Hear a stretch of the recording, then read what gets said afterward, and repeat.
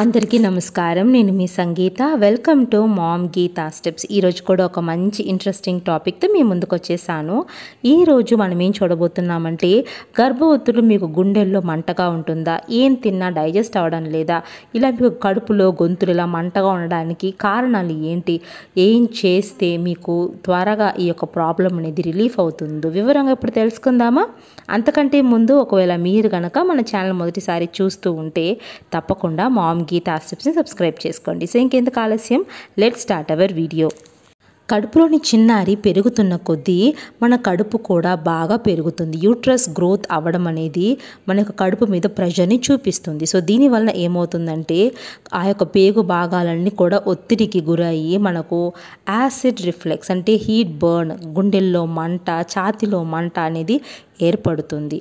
అంతేకాదు కొంతమందికి hormonal changes వలన కూడా గ్యాస్ట్రిక్ ప్రాబ్లం మరియు ఇలా గుండెల్లో మంట అనేది వచ్చే ఛాన్స్ ఉంటుంది. సో గర్భధారణ సమయంలో ఈ యొక్క ప్రాబ్లం అనేది చాలా సాధారణమే అయినా వీటిని ఈజీగా మనము కొన్ని టిప్స్ పాటించడం ద్వారా తగ్గించుకోవచ్చు. ఆ టిప్స్ ఏంటి ఇప్పుడు తెలుసుకుందామా? మొదటిగా చూస్తే ఈట్ స్మాలర్. అవునండి, మీరు తక్కువగానే ఆహారం తీసుకోవాలి, బట్ ఫ్రీక్వెంట్గా తీసుకోవచ్చు.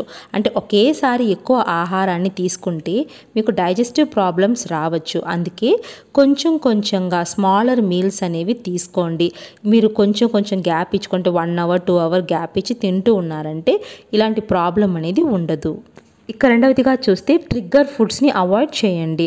అంటే మీకు యాసిడ్ రిఫ్లెక్స్, ఈ యొక్క గుండెల్లో మంట అనేది ఏ యొక్క ఆహారం తినడం ద్వారా ఎక్కువగా వస్తుందో గమనించుకోవాలి. నార్మల్గా అయితే మీరు స్పైసీ ఫుడ్ తీసుకున్నా, పుల్లని ఆహారాలు తీసుకున్నా, కెఫైన్ ఉండే ఆహారాలు ఎక్కువగా తీసుకున్నా, చాక్లెట్స్ తీసుకున్నా, ఫ్రైడ్ ఫుడ్స్ తీసుకున్నప్పుడు అవి మన యొక్క కడుపు భాగాన్ని ట్రిగర్ చేస్తాయి. సో దీనివల్ల ఏమవుతుందంటే డైజెస్ట్ అవ్వకుండా గుండెల్లో మంట అనేది వస్తుంటుంది. కాబట్టి ఇలాంటి ఆహారాలకు దూరంగా ఉన్నారంటే మీకు గుండెల్లో మంట తగ్గే అవకాశాలు ఎక్కువ. ఇక మూడవదిగా చూస్తే స్టే అప్రైట్ పొజిషన్. అవునండి, తినిన వెంటనే పడుకోవడం లాంటి పనులు అస్సలు చేయకూడదు. ఇలా చేస్తే మనకు డైజెస్ట్ అవ్వదండి. సో తిన్న తర్వాత మ్యాక్సిమం మీరు బాగా డైజెస్ట్ అవ్వాలంటే వాక్ చేయడము, అప్రైట్ పొజిషన్లో ఉండడం చాలా ఇంపార్టెంట్. ఇలా ఉన్నారంటే మీకు గుండెల్లో మంట, ఛాతీలో మంట తగ్గే అవకాశాలు ఉంటాయి. ఇక నెక్స్ట్ చూస్తే మీరు తల అనేది పైకి వచ్చేలాగా కొంచెం 2-3 దిండులు పెట్టుకొని పడుకోండి. అలా పడుకున్నా కూడా యాసిడ్ రిఫ్లెక్స్ అనేది మన గొంతులోకి రాకుండా ఇది ప్రివెంట్ చేస్తుంది. సో మీ యొక్క తలను ఎలివేట్ చేసుకొని కొంచెం ఎత్తుగా దిండులు పెట్టుకొని పడుకోవడం మంచిది. ఇక నెక్స్ట్ చూస్తే మీరు లూజ్గా ఉండే దుస్తులను ధరించండి. అవునండి, స్పెషల్లీ మనకు కడుపు భాగము గట్టిగా ప్రెషర్ అయ్యేలాగా టైట్గా ఉండే బట్టలు వేసుకున్నామంటే మనకు డిస్కంఫర్ట్తో పాటు ఇలాగ గుండెల్లో మంట, అన్ఈజీనెస్ అనేది ఉంటుందన్నమాట. సో డ్రెస్ అనేది లూజ్గా కంఫర్ట్గా ఉండేలాగా చూస్ చేసుకొని వేసుకోండి.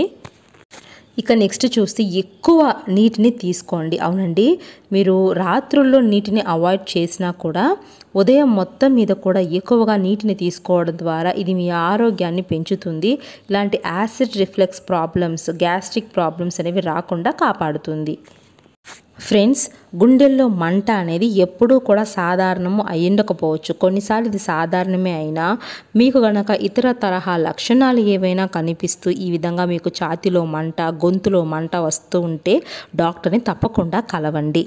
సో ఐ హోప్ ఈ వీడియో మీకు యూస్ఫుల్గా ఉందనుకుంటున్నాను. యూజ్ అనిపిస్తే please like, share and subscribe. Thank you so much for watching.